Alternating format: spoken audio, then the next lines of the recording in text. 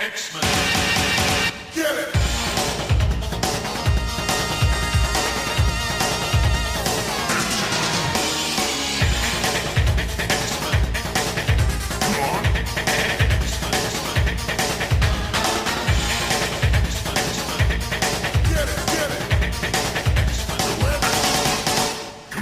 Hey everyone, and welcome to another exciting episode of Battle of the Atom. This is your weekly X-Men podcast where we rank every story from A to Z. I'm Adam, y'all. Listen, Adam, I was born in Lexington, so your Kentucky accent is actually a hurtful stereotype. I wasn't going to keep it going. I'm very happy. I'm Zach. I'm Adam. Come on. I could say a y'all. My old Kentucky home is not something for you to make fun of, Adam. Oh, are you sure? Because these characters we're going to talk about today, these Guthries, they sure make it easy to make fun of them. They do. And in fact, today, folks, we are talking about the Guthries, specifically the lesser Guthries. This is name them all. Can you? I know you looked this up. I want to do it from memory. I want to try. Right. Do you have Do you have the actual list of Guthries? Because I did not look this up ahead of time. Yes, I have the list of the Guthries in front. What do you want to start with? The parents or the kids? It's Ma Guthrie, who technically has a first name, but she's Ma Guthrie, and Zebulon. Yes. Zeb. Thomas Zebulon Guthrie and Lucinda Guthrie. Lucinda, I should have known that. Let's see how many kids you can name. So, you got Sam. Ding. You've got Paige. You've Ding. got Jay, who also has a different name that I'm forgetting. He has two names. Josh. His name's Jay and Josh. Ding. Jay is a nickname. Melody. Ding. Jolene.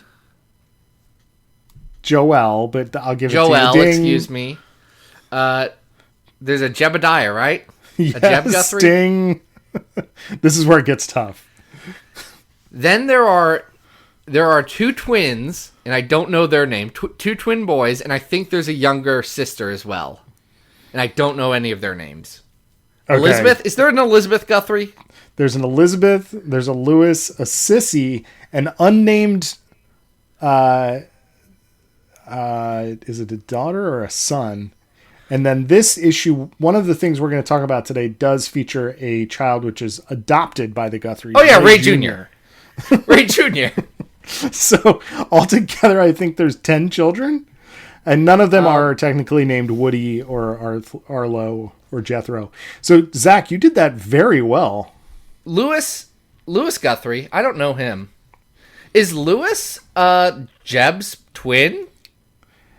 I couldn't tell you who the twins are, and that's largely because Lewis is the one that Dark Beast injected. Oh, right. Jeez. Lewis is the one that Dark Beast injected with mutant poison, just to see what would happen. Listen, in your defense, once you get past a certain point on the Guthrie scale, like, you're not supposed to know their names. There's just a ton of them. And they're all living in this one house, and God knows where they sleep. But Jeb is the other twin. Jeb is the other twin. I just looked it up. Okay. I know nothing about Sissy Guthrie. That's probably okay. Lizzie Guthrie. Wait, Lizzie? Did she have something happen? No, she has not. At least not to my knowledge. She has done. She was in Age of Apocalypse. She in the C.B. Cebulski Age of Apocalypse. That's what Liz Guthrie has done. So Sissy Guthrie has done nothing. But not in the 616. Not in the 616. We're not even talking about that story. We got a good story first. We're starting this one off real well and then going way downhill.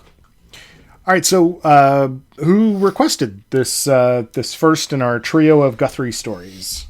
The first in this trio of Guthrie stories came to us from Patreon supporter Alexander Lundquist. Alexander went on over to patreon.com/Battle of the Atom and said, "Folks, I know it's fairly recent, but I would like you to talk about life death.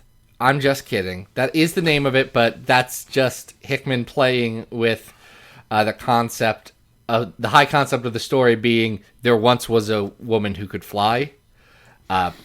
This is the Crucible. It's Yeah, I think X-Men everybody- Volume 5, Number 7. Yeah, everybody calls this issue the Crucible for good reason. Crucible's Because today. it is the introduction of the concept of the Crucible, despite the issue's clever title. And Hickman is backed up here with pretty amazing art here from Linnell Francis Yu and colors by Sonny Go. I believe this is the first issue that Linnell Francis Yu drew after the early death of Jerry Alguin, his longtime inker. That's so sad. It's a good issue. He was It a good inker, but is. this is also a good issue. Yeah, we start off on the moon at the Summers house, and Cyclops is sort of talking/flirting with Logan, which is nice. They both woke up early, and, well, Logan couldn't sleep. And they're having coffee and looking out on the Earth and talking about the Crucible. And I think this issue does a really, really good job building up a sense of dread towards the Crucible. Oh, yeah. It's a mystery. And Hickman builds up to the mystery of what it is and the reveal. And what he cleverly does is mixes that sense of dread with, up until the reveal, with a mix of discomfort and hope in this issue. And it's such a weird pairing, and I've seen so many people have so many different reactions to it because it's an incredibly complex comic in terms of what it's trying to do emotionally, how it's trying to impact the reader, and just from dumb superhero side, what it means to comics and to the X-Men to have gladiatorial combat for non-mutants to earn their place back in mutantdom. Yeah. It is simultaneously like a very, very bold conceptual idea, and then it's also just like symbolically, this could mean so much to so many people. I think that's what's interesting about it. So I did skip a scene. We don't start with Scott and Wolverine. We start with one of the Guthries, Melody, formerly known as Arrow, who was depowered during M-Day, wakes up in the Academos habitat and is told, hey, you want to do the Crucible today? You can. Not just do you want to, it's the first Crucible. Right. It is the first. They've never done this before, but the concept has been agreed upon by, as we learn, by the Quiet Council. And you were talking about the slow reveal and the emotions, the sort of, for people who are fans of the movie Midsommar, this simultaneous feeling of sort of joy and like creepy disgust that happens in this issue is really smart.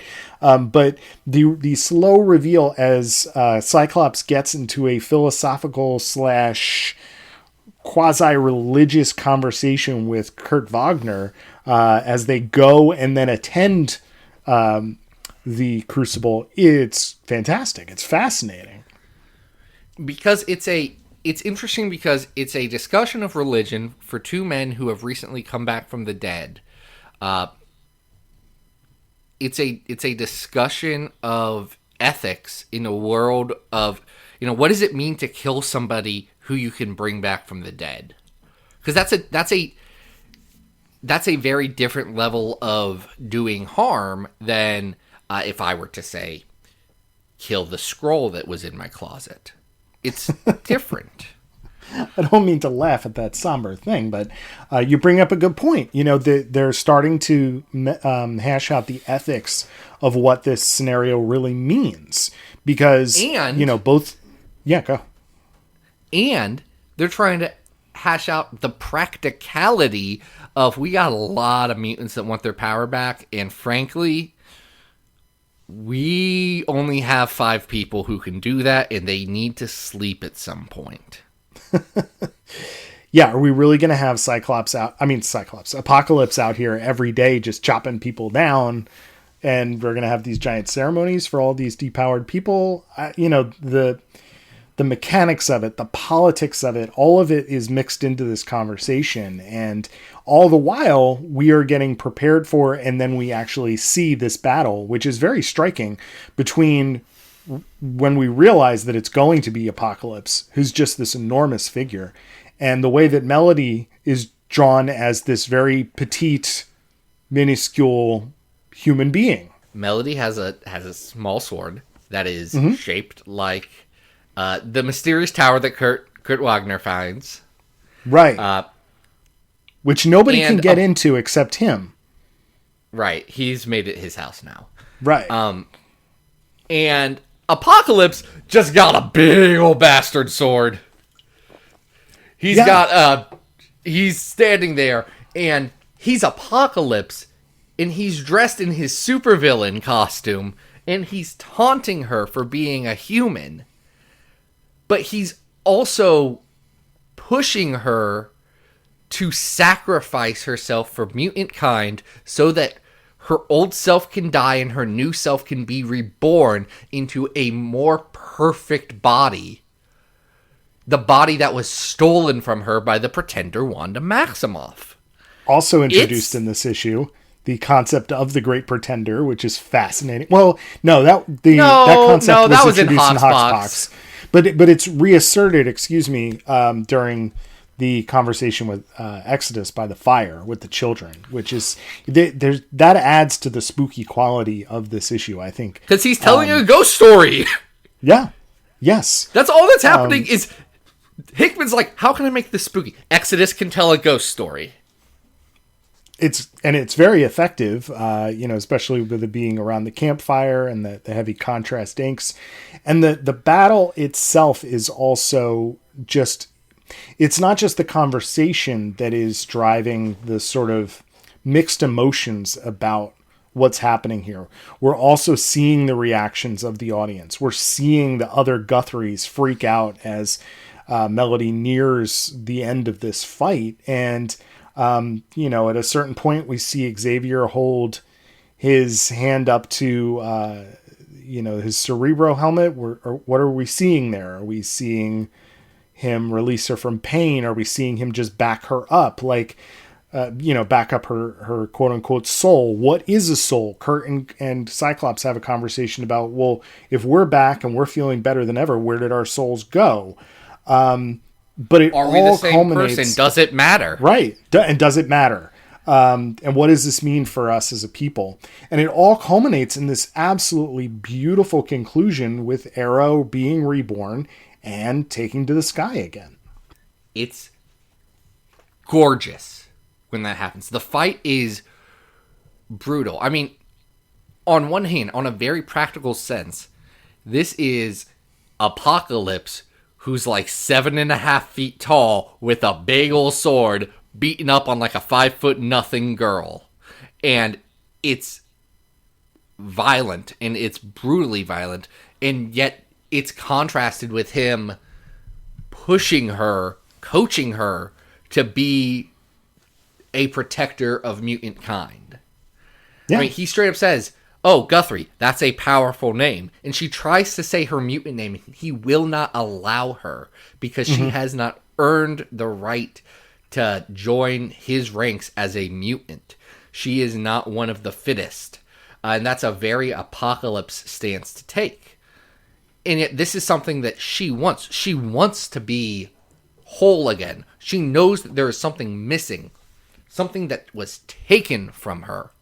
And she has to find a way to get it back. And this is the way that she can get it back.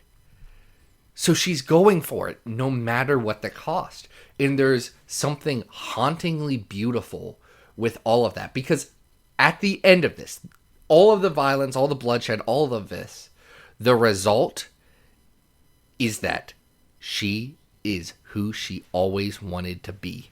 And Apocalypse helped her get there. And that's a powerful message. in the middle of a very messed up concept of let's have ritual murder. I think this came out pretty soon before we were at C2E2, and I remember it was the week we went to C2E2. Yeah, it came out Wednesday. Our first day there was Friday. Yeah, and all of us were talking about this issue. We were talking about what it could mean.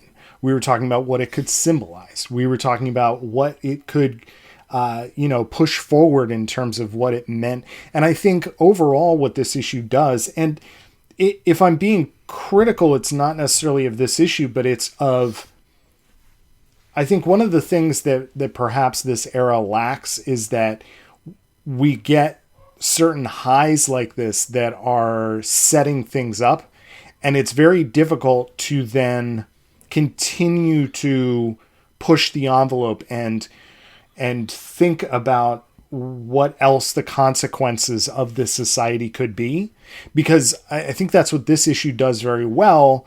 But as I think we've seen with the first couple issues of Way of X, even in somebody else's hands, or even as a conversation as a group, I'm curious, like, how we can keep pushing, because what makes this era special, I think, is things like this that are challenging, but are also really smart and interesting about what could be unique and what could be special about these characters in this time, in this setting, that no one else has ever done, and where can we take it?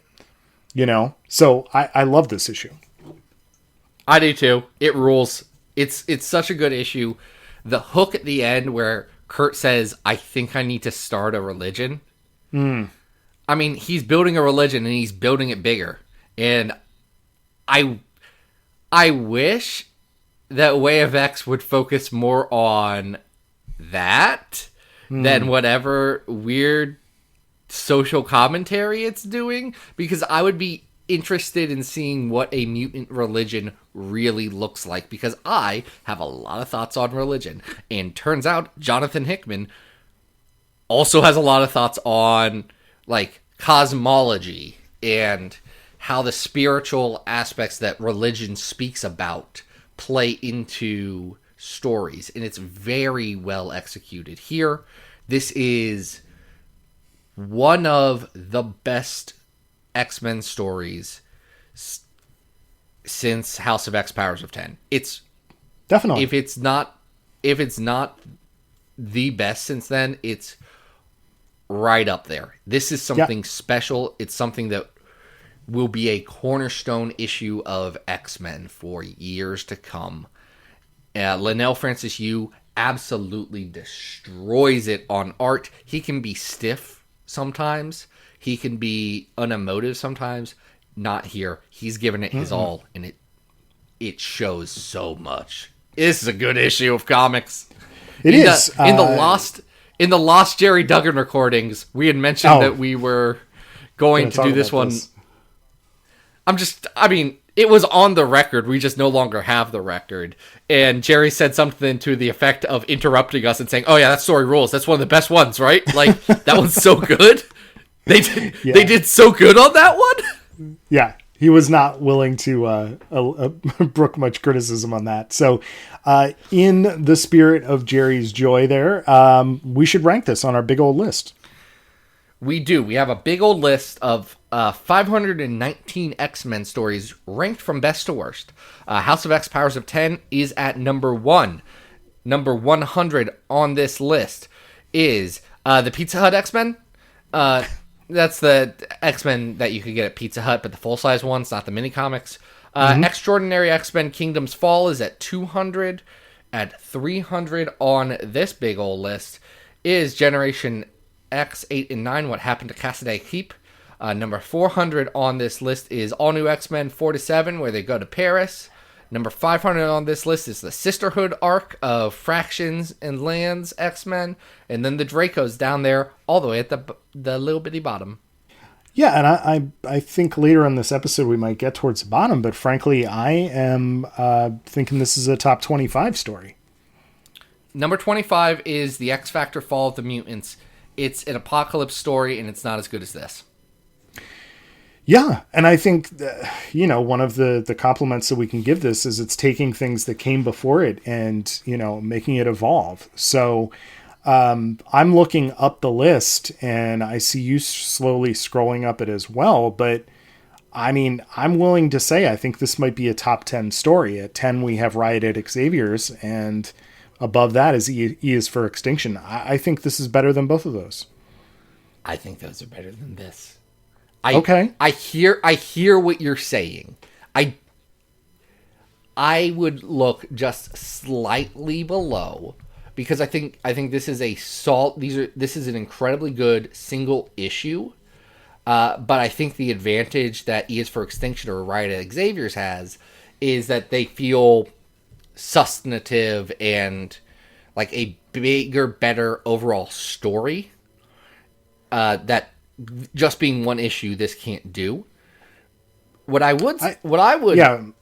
where I would look. I'm not looking too much farther down, because I had highlighted 19, The Passion of Scott Summers from Uncanny X-Men Volume 2, number 19, which is my favorite X-Men story, which I have said. Yes. I think this is a better X-Men story than that. I think the Crucible's better. I think, as far as single issues go, this is better than the New Mutants Slumber Party. This is better than that issue where Colossus and Juggernaut have a bar fight with a bar. I would say this is better than Worst X-Man Ever. And then at 11, we have Generation Next. We have a Page Guthrie story in Generation Next. I would say this is probably better than Generation Next, isn't it? If I was going to just rank this on my own, I would stop. My cap would be Wolverine Volume 1, 1 to 4. I think that's probably not as good as stop. I would say, then let's go above Generation Next, before those new... No, Riot at Xavier's is good. Here's my argument for this. Good. It's not... It's doing something similar to what we kind of expected. Well, we didn't expect, but then we had Morrison do at the time, right? Was sort of reinvent the franchise, do something brand new. But I would argue that regardless of what Morrison was doing with Quietly or not, what Hickman is doing with this issue is far more challenging and far more thought-provoking than almost anything that Grant Morrison did with New X-Men. He's pushing the character. Morrison was pushing the characters in new directions, both visually and in terms of what they were up against. But this is like a fundamental shift in what X-Men is even about, I feel like. If it's taken seriously. I would argue that Morrison and Quietly, specifically in E is for Extinction, were making just as big and significant of a statement of what X-Men is about, sure, as at the time in 2001 as House of X Powers of 10 did in 2019, and that the Crucible continued in 2020. Mm-hmm. I would say, if we're looking at that as a barometer, this probably says more than Riot at Xavier's does. And I am willing to split up those two new X-Men stories and put Crucible as the number 10. All right. Sounds like a deal. I'm going to have to edit the hard part to edit on this freaking list now. Why is it hard to edit? The top 10's all special. And now we've kicked one out and replaced it with Crucible. Yeah. Oh, well, don't worry. We're not going to do it again this episode. We aren't. Yeah, the rest of the stories that we're going to talk about this episode aren't... I feel safe to say aren't top 10 material. No, but I actually do like this next one, which is an annual. I don't dislike this next one. I don't know if I'm willing to say I like it. Okay. It's an annual from 1995. Mm-hmm. Uncanny X-Men annual. It's the 19th Uncanny X-Men annual for those counting along at home.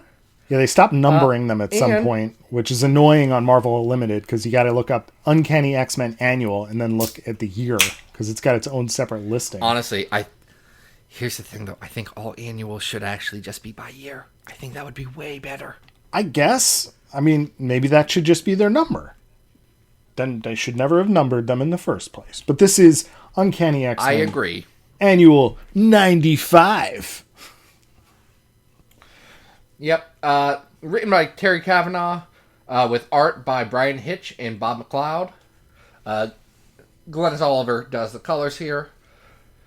And this is a Jolie Guthrie story. Is it Jolie or Joelle? Is it Jolie? Joelle. I'm sorry, I keep thinking of Jolene. Jolene. Jolene. Jolene. Well, I'm begging for you, please don't take my man.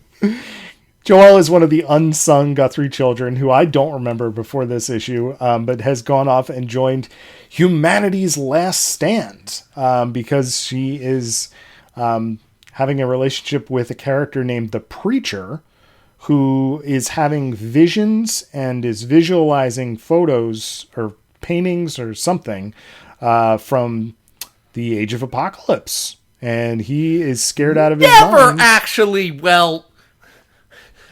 The fact that that's happening is never actually well addressed here. It's implied through the visuals. Yeah, he just sees... Like, he sees the weird monsters from Next Gen. He sees the stuff from Age of Apocalypse. He sees Bishop and is like, you've seen it too! Right. You know what's gonna happen! Yeah. But unfortunately, he's not... how the Age of Apocalypse works. But fortunately, he is not in the Age of Apocalypse. Unfortunately, his work is sort of being used as propaganda by a group who is led by a shadowy Trask, which is sort of unclear in this issue. But his name's are you talking about Simon Trask? I think it's Simon, but I don't know if they ever say that. Yeah, he's Bolivar's brother. Okay. Yeah. Sam and Paige have come home to visit the Guthries. They've brought along Storm, Wolverine, and Bishop. And because Joelle has gone off to, basically join this, I don't know what it is. It's sort of like a techno cult of some kind. It's a cult. Yeah. It's a cult. They go and check it out. And, of course, what's a cult without some giant robotic outfits that can kick mutant butt? And fighting ensues. Yeah, they say it's Nimrod technology, but it's really not. Yeah, I don't know why they think that. But the outfits are kind of pink. They're fuchsia, right? Like, they are Sentinel-colored outfits. Here's the thing about... People keep trying to put people inside of Sentinels, but that seems like it would make the Sentinel less effective, not more. Have you met people who are bad at things? And despite Joelle being there, I guess Paige gets captured at some point, and then there's a lot of the fighting going on until they take down Humanity's Last Stand, and I guess they kind of walk away, right into the sunset. They just kind of leave everything there, and they're like, "Man, this is someone else's problem now." Yeah, I hope nobody in 20 years comes back and uses this. They leave all their stuff there, so the base collapses and all of their stuff's just in the rubble, I guess. And I guess Preacher's just gone back to regular painting. He's painting Joelle when we see him last. No more Age of Apocalypse stuff. He's just vibing. Yeah, just chilling, just enjoying life. Yeah. I'll tell you, I like the artwork here. Brian Hitch with Bob McLeod doing the inks here. I like the way he draws the characters. It's kind of a nice, different style than I'm used to. I am so used to Brian Hitch with more modern coloring, and like the current way he gets inked, that it's always weird for me to look at like early 90s Brian Hitch and remember, oh, he really, really likes Alan Davis, doesn't he? That's all he wants to be Alan Davis. Yeah, which are great goals. It's so vividly different between like his contemporary work and what we're looking at here. Because when the issue began, I was like, oh, Alan Davis did this issue, and I was like, oh, wait, no, and maybe it's just having Bob there to kind of like round the edges and not add like a bajillion hash, marks everywhere. But it's a really nice style combined with Glynis's colors here. It feels like more of an 80s book.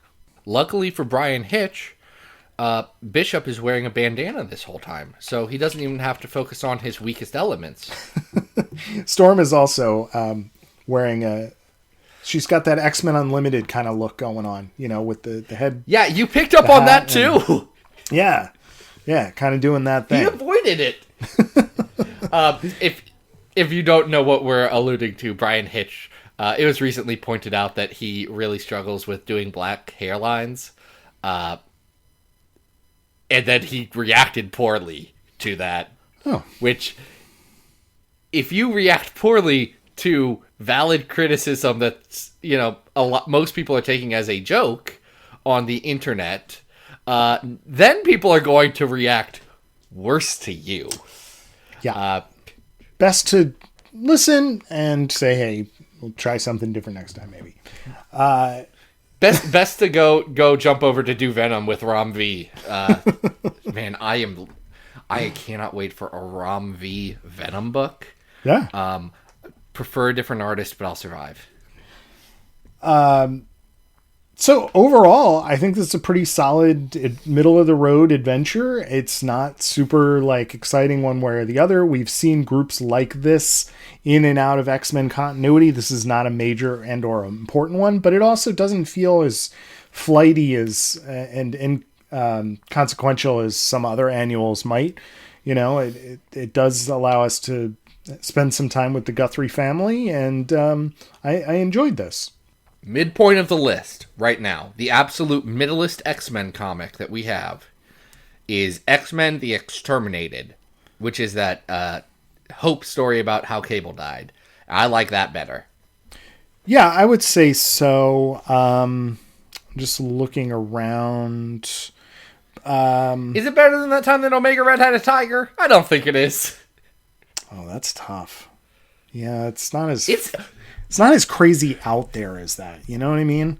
But I feel like we're in the right place. I don't know if this is really a 300 story.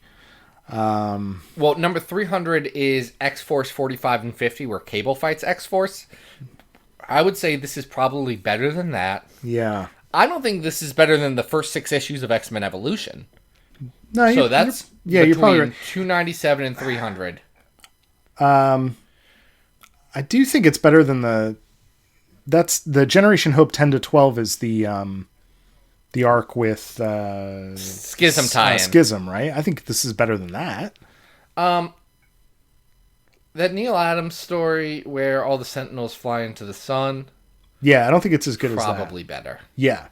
So this that one, a little racist, but very good artwork. And if you just change that one weird slur from Cyclops, it's going to turn out all right. So this can be $2.99.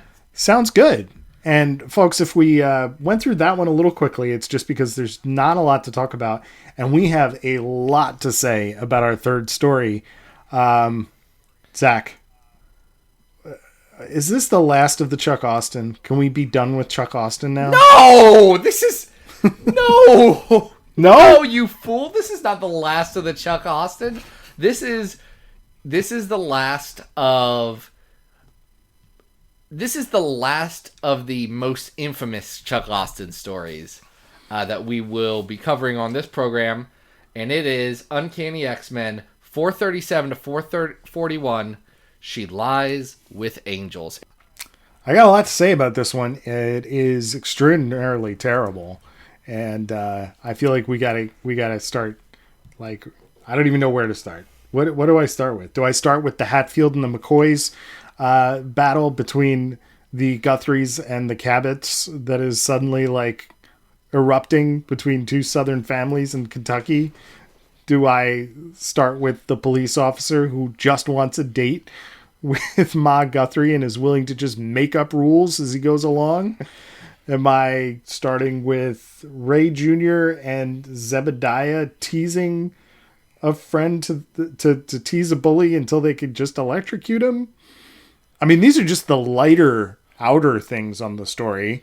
It's Jebediah, thank you very much. But What did I say? Zebediah? You said Zebediah. Zebediah. I'm sorry. I should realize that if you're looking for a default first letter in the Guthrie family, it's J. It starts with a J. All right, let's get to the meat of this. People get really on this series because of the scene with Angel and Paige Guthrie having sex in the air above Ma Guthrie. And I was expecting that to be the thing that just haunted my nightmares. Strangely, that was not it.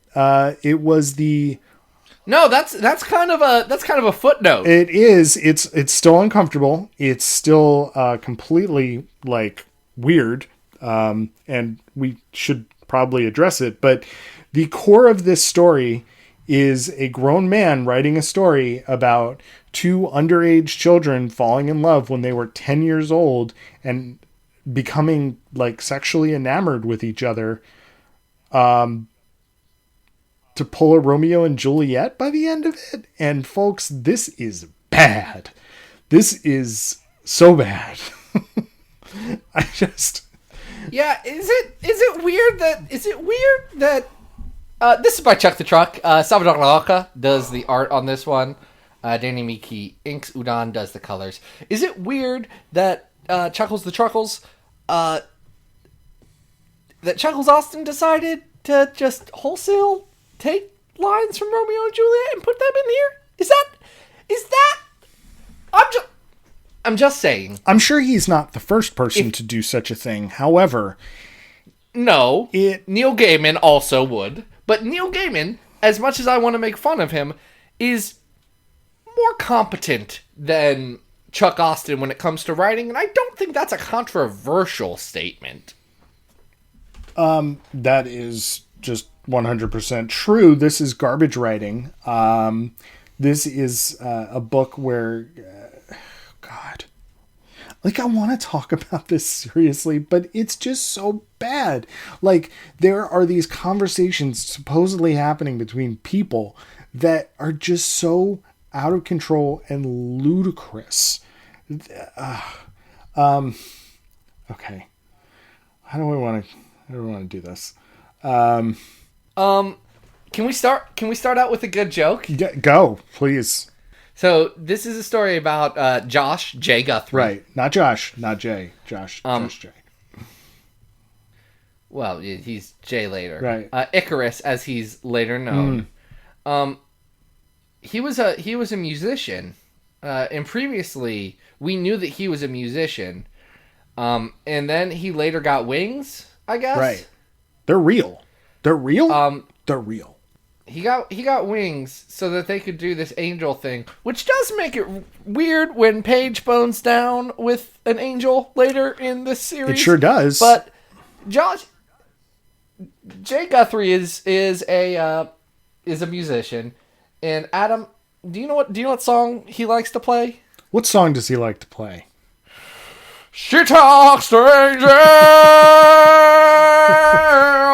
calls them out by name. I think that by the Black Crowes was what was going through Chuckles Austin's head when he was writing this. Just She Talks to Angels on repeat.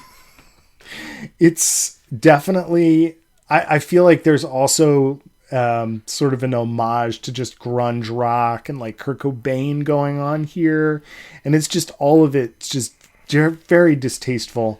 But the entire dressing room scene where Josh, Icarus is reunited with this girl who he claims is not seen for many years, and that they fell in love when they were 10 and have been lusting after each other since they were 10.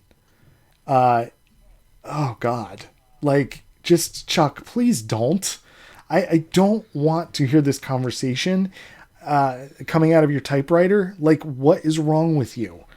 Then to have these awkward interactions between Ma Guthrie and Warren Worthington III, where she basically gives him like permission to go date who at the time I think we all assumed was her underage daughter, and yet they like purposefully do the whole, well, she's 19 thing here in this story, and then actually go for it on, well, it's off panel, but then we sort of see them intertwined, and I don't like it. I do. I think it's funny as heck. It's bad. It's terrible. It shouldn't happen, because they do some cloud boning. They do some cloud sex. And her clothes fall onto her mother, which is the worst thing. Oh my god. But here's what I have grown to understand about the Chuck Austen run. And let me preface this by saying it's terrible. The Draco is the worst story on our list for a reason.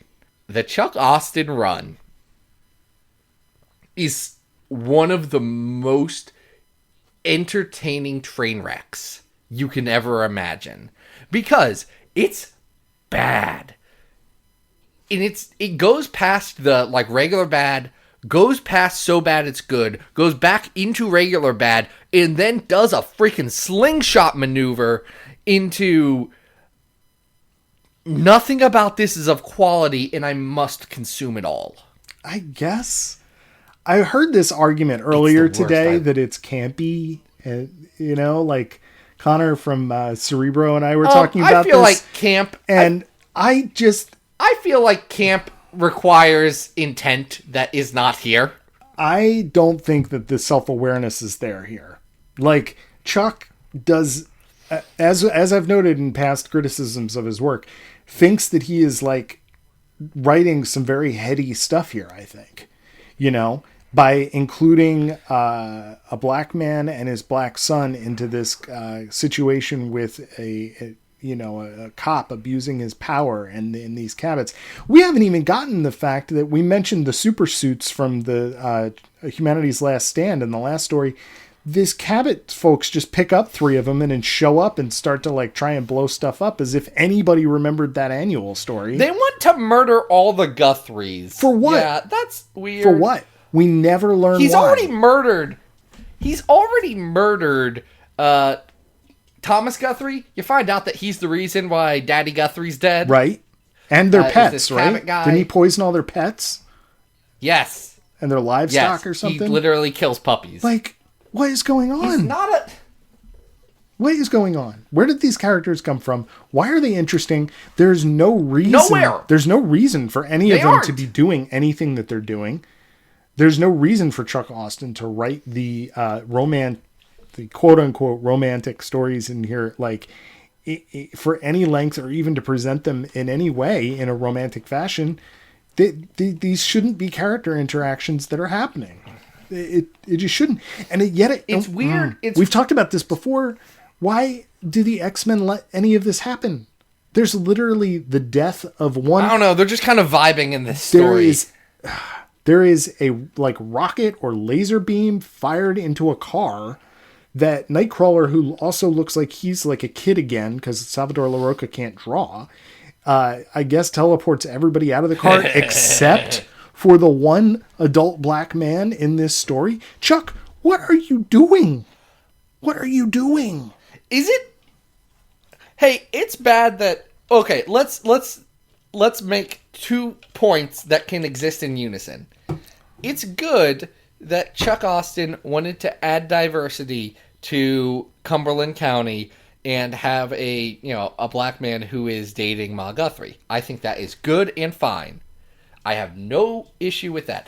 I do think it's pretty bad that he exists in the story to die and be called slurs. I feel like that's bad. Thank you. I feel like if you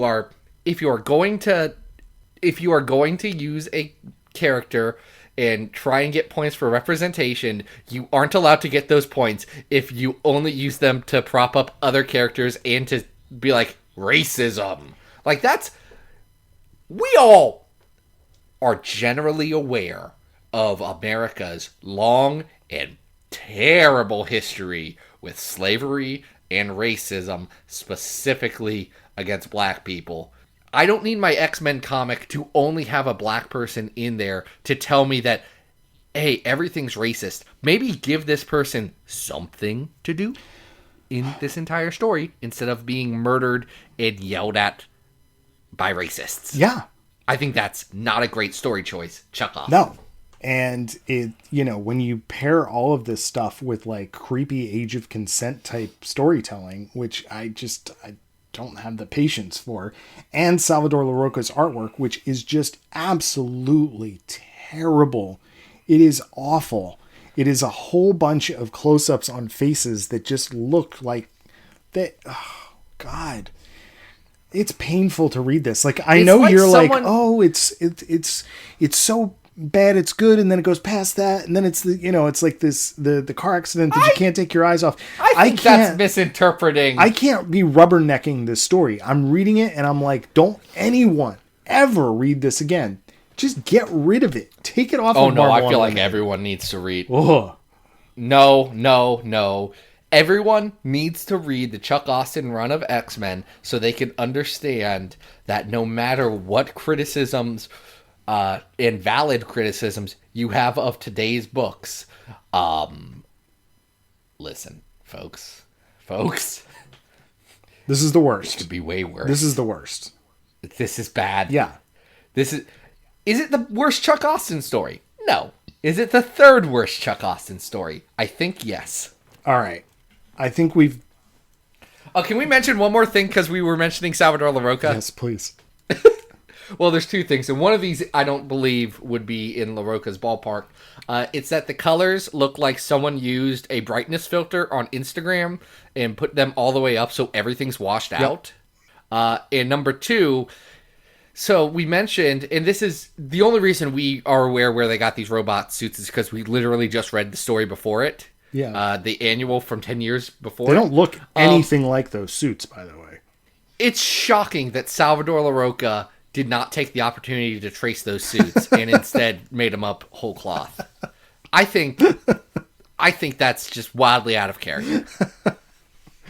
Oh, dead on. All right. Is this podcast incomprehensible to people who aren't like not just read comics, but kind of deep in the subculture of comics, and particularly this particular subculture that does like to make fun of all of the dumb comic book drama? Because I feel like so much of our references in this episode alone have been to dumb stuff that comic book people have done on Twitter. Hey, if anything, maybe we get some people to look it up. I don't know. All right, you said, is this the worst? It's Salvador Larroca batted on. It's fine. Down there. If we go all the way down, this is not as bad as the Draco. The Draco is at 521.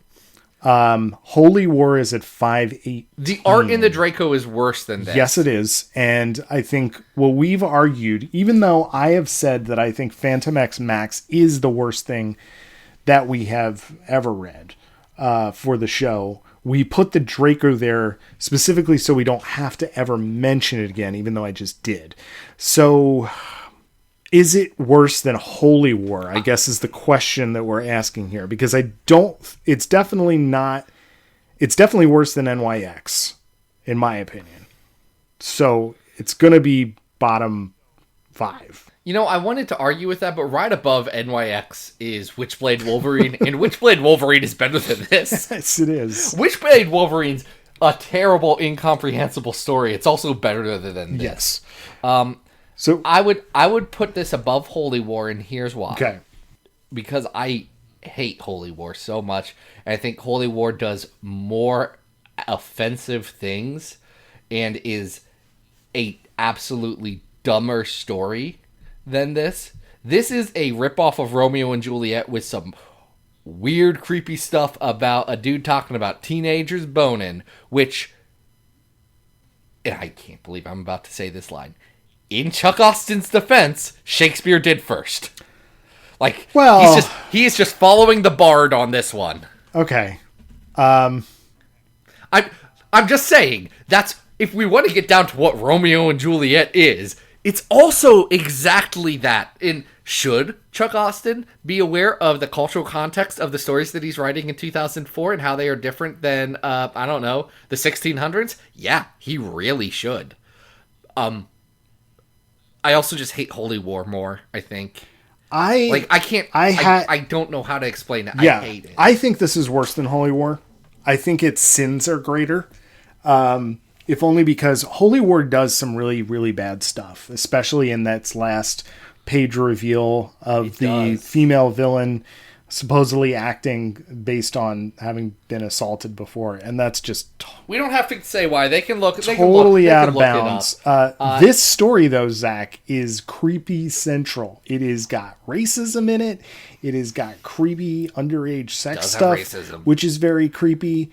Does have creepy underage sex stuff. It is just all around a bad thing. And I want to say Holy War's art might be better. Holy War does have run. Okay, so I think all that stuff we're comparing a green piece of poop to a red piece of poop. They're both poop. They're both equally bad. And it's what color's your favorite? What particular vices do you find more offensive of all of these bad things? Ron Garney art is better than Salvador LaRocca art. That, I think, is the objective quantifier that we can put on this list to make She Lies with Angels number 519. Oh, God. Please let us take an Austen break. We just did Chuck Austen for the 200th episode. I can't with this guy. Like... We gotta have a breather. So I will say that, assuming we don't have any changes, there's an Austen story coming up in the next 2 months. Okay, so. I can do that. Got that? Just not next week. It's what I remember being one of the. It's only one issue, and I think it's one of the better Chuck Austen stories. Okay, I think it actually has Jean Paul Leon art. Rest in peace. Ooh. So we got that going for us. All right, that would be helpful. And then I think we've got a nice long break from Austen, though we could change that. No. We could. No, thank you. We could add some No. stuff. No. Adam, I'm just saying, one of us controls the list. I could type in this list. I will delete things at will. You could. But instead, we're going to go the opposite direction next week and talk about the big blue dad himself, Apocalypse. Aw. And we're going to talk about some different stories about some different apocalypses. And there's one story that I don't remember since I first read it. Another story I know is incomprehensible. And another story that I think is good, but then was very much a product of, hey, we just need a fill-in and we aren't going to make this matter to anything. But we'll deal with that next week. Lot to digest. But before we digest anything, we do need to thank Alexander Lundquist on Patreon for suggesting for us to talk about the Crucible. If you want to be like Alexander, you can go to patreon.com/comicsxf, throw a couple of dollars into our coffers, and support the quality comic book journalism that I know you people crave. I know that's what you want every day of your life. You want to just eat it up. That's what we can give you. There's different levels of support, or throw us over a review on iTunes or anywhere else that you can leave reviews. I don't know. I check the iTunes ones. If you leave me a Stitcher review, I ain't looking at that. But someone else might, and that's nice. Adam. Hi. What do you got going on? Guys, you can always follow me on Twitter at Arthur Stacy. And Zach, what's up with you? I mean, my birthday is in 2 days while we're recording this. So, not recording this, but when people actually listen to it. So, mostly... So I still have getting ready for time to buy you a present. You do, but that'd be weird. Don't do that. Don't do that. People don't need to buy me things. I'm 30 or 40 years old. I do not need this. Fair enough. Whatever you want, Mr. Zachary. Yeah, people have to call me Mr. once I actually do turn 30. It's going to be upsetting. And there's a lot of people there listening to this, and I know this from experience, that just heard that I'm not 30, and that's upsetting to them. And to them I say, I'm never going to die. I'm young forever. I can't say that for myself. We already did the next week part. Yeah. We already did that. So do we just end the episode Let's now? just end it. Let's do it. Get